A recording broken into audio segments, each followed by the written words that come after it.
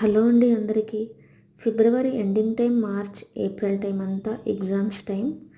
పిల్లలు, పేరెంట్స్ అందరూ పిల్లల్ని ఎగ్జామ్స్కి ప్రిపరేషన్లో ఉంటారు. వాళ్ళ హెల్త్ కానీ స్లీపింగ్ టైము అంతా. ఒక పక్కన సమ్మరు అంటే బాడీ డీహైడ్రేట్ అవుతూ ఉంటుంది, అలసిపోతూ ఉంటాం ఎక్కువగా. ఇలాంటప్పుడే మనం డీహైడ్రేట్ అంటే వాటర్ ఎక్కువగా లిక్విడ్స్ తాగుతూ ఉండాలి. డీహైడ్రేట్ అవ్వకుండా చూసుకోవాలి. ఏదైనా ఫ్రూట్స్ ఎక్కువగా తినటం, జ్యూస్ లాగా.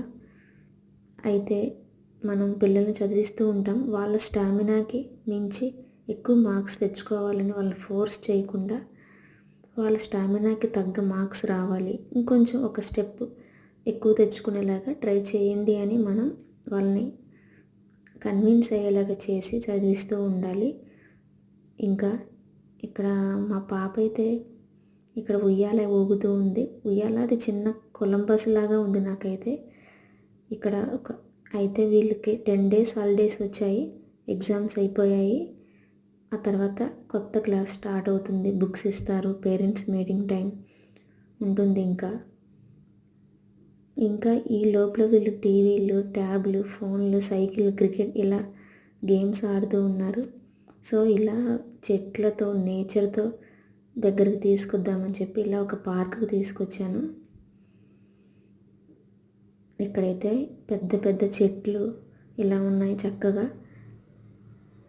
ఒక పక్కనైతే కొంచెం నీట్గానే ఉంది, పర్లేదు. ఇది ప్రగతి నగర్లో ఉండే ఎన్టీఆర్ పార్క్. ఇది జిమ్ పెట్టారు, వాకింగ్కి కానీ ఇలా పిల్లల్ని ఆడించుకోవడానికి కూడా ప్లేస్ బాగుంది.